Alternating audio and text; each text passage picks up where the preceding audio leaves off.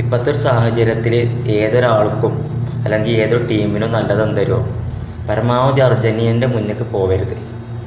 പോയാൽ പണി കിട്ടും. അപ്പോൾ ഇനി എന്താ അർജൻറ്റീനൻ്റെ സീനിയർ ടീം ആയിക്കോട്ടെ, ഒളിമ്പിക്സിൻ്റെ ടീം ആയിക്കോട്ടെ, ഏത് ടീമാണെന്നുണ്ടെങ്കിലും അർജൻറ്റീന ഇപ്പോൾ വേറെ ലെവലാണ് ആയിക്കോട്ടെ. ഒന്നും പറയാൻ കൊല്ലാത്ത മറ്റുള്ള ടീമുകളെ ഫാൻസിനും, ഇപ്പോൾ ബ്രസീൽ ഫാൻസ് ആണെങ്കിലും പോർച്ചുഗൽ ഫാൻസ് ആണെങ്കിലും റൊണാൾഡോ ഫാൻസ് ആണെന്നുണ്ടെങ്കിലൊക്കെ അങ്ങനെ ഏത് ഫാൻസ് ആണെന്നുണ്ടെങ്കിലൊക്കെ അവർക്കൊന്നും ഇപ്പോൾ ഒന്നും ഒരു വിധത്തിലും അർജൻറ്റീനയും മെസ്സിൻ്റെ ഫാൻസിനൊന്നും ട്രോളാൻ ഒരു ഓപ്ഷനും ഇല്ലാത്തൊരു ലെവലിലേക്ക് ഇപ്പോൾ അർജൻറ്റീന പോയിക്കൊണ്ടിരിക്കുകയാണ്. പോയി കഴിഞ്ഞു. ഒളിമ്പിക്സിൽ ഇപ്പോൾ ബ്രസീലൊക്കെ പുറത്തായി. ഇപ്പോൾ ഇനി നിലവിലുള്ളത് ഇനി അവിടെ സ്പെയിന്, അർജൻറ്റീന, ഫ്രാൻസ് പോലുള്ള ടീമുകളാണ്.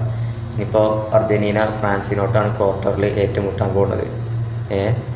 അപ്പോൾ എന്താണെന്ന് പറയാം, ഏതൊരു ടൂർണമെൻ്റ് എടുത്താലും ഏതൊരു മത്സരം എടുത്ത് നോക്കിയാലും അർജൻറ്റീനൻ്റെ ഫുട്ബോൾ ടീം അവിടെ അവരുടേതായിട്ടുള്ള ആധിപത്യം പുലർത്തിക്കൊണ്ടിരിക്കുകയാണ്. ഇപ്പോൾ നമുക്കറിയാം, നമ്മളെ ബ്രസീലിനെ തോൽപ്പിച്ചുകൊണ്ടാണ് ഒരു ഇൻ്റർനാഷണൽ ട്രോഫികളുടെ തുടക്കം കുറിച്ചത്.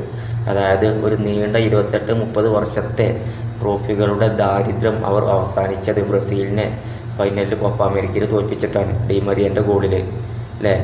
ആ ഒരു കപ്പുമ്പോൾ തുടങ്ങിയിട്ട് പിന്നെ അവിടുന്ന് നിരന്തരം ഒരു കപ്പനെ.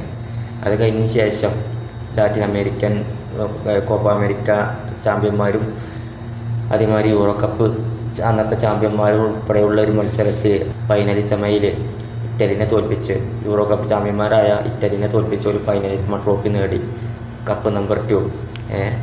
പിന്നെ അത് കഴിഞ്ഞിട്ട് വന്നാണ് വേൾഡ് കപ്പിൻ്റെ അവസ്ഥ പിന്നെ പറയണ്ടല്ലോ. ഒരുപാട് ലോകോത്തര ടീമുകൾ ഒരുമിച്ച് മത്സരിക്കുന്ന ടൂർണമെൻറ്റാണ് Brazil, Argentina, France, Germany, Spain, ഇങ്ങനെ ഒരുപാട് ടീമുകൾ, ഞാൻ പറയാത്തതായിട്ടുള്ള ഒരുപാട് ടീമുകൾ, യൂറോപ്പിൽ തന്നെ മികച്ച ഒരുപാട് ടീമുകളുണ്ട്. അവരൊക്കെ ഒരുമിച്ച് മത്സരിക്കുന്ന ടൂർണമെൻറ്റിലും കപ്പ് ഓൽക്ക് തന്നെ. അത് കഴിഞ്ഞിട്ടൊരു ടൂർണമെൻറ്റ് നടന്നുകൊണ്ട് അർജൻറ്റീന കളിച്ച ടൂർണമെൻറ്റാണ് കഴിഞ്ഞ കോപ്പ അമേരിക്ക. ആ കപ്പ് ഓൽക്ക് തന്നെ.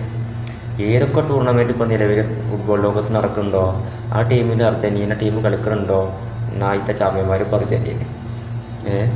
എന്തൊരു അവസ്ഥയാണ്. മറ്റുള്ളവർക്ക് ഒരു വിടവും ഒരു ഓപ്ഷനും കൊടുക്കണില്ല, ട്രോളാനോ ഒന്ന് കളിയാക്കാനോ ഒന്നും. അതാണ് ഇപ്പോൾ അർജൻറ്റീനൻ്റെ ലെവൽ, അർജൻറ്റീന ഫാൻസിൻ്റെ പവർ.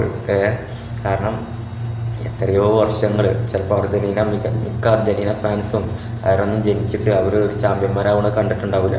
അത് മാത്രമല്ല, അന്ന് മുതൽ നമുക്ക് ബ്രസീലിനെതിരെ ഫൈനൽ കളിച്ചിട്ട് ആ കോപ്പ അമേരിക്ക ചാമ്പ്യന്മാരാവുന്നത് വരെ മെസ്സിനെയാണെന്നുണ്ടെങ്കിലും അർജൻറ്റീന ടീമിനെയാണെന്നുണ്ടെങ്കിലും ട്രോളുന്നതും കളിയാക്കുന്നതൊക്കെ സഹിച്ച് ക്ഷമിച്ച് അത്രയും വർഷങ്ങളോളം ഓർമ്മ വെച്ച മുതൽ, അല്ലെങ്കിൽ അർജൻറ്റീനയുടെ കളി അർജൻറ്റീന ഫാൻ ആയത് മുതൽ, മെസ്സി ഫാൻ ആയത് മുതൽ ഇത്രയും വർഷങ്ങൾ ഒരു കണ്ട് സഹിച്ച് അടങ്ങാറായി നിന്ന് അതിനുള്ളൊക്കെ ഒരു പകരക്കരപ്പ് കിട്ടിയിട്ടുണ്ടാവുമല്ലേ, കപ്പിൻ്റെ പെരുന്നാൾ എന്ന് വേണമെങ്കിൽ പറയാം.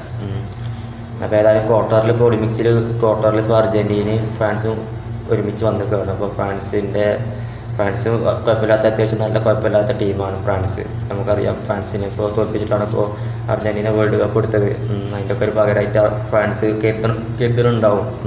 പക്ഷേ അർജൻറ്റീനയുടെ മുന്നിൽ പോകുമ്പോൾ നോക്കിക്കൊള്ളൂ, എന്തും ചെയ്യാൻ കഴിയാത്തൊരു ടീമാണ് അർജൻറ്റീന.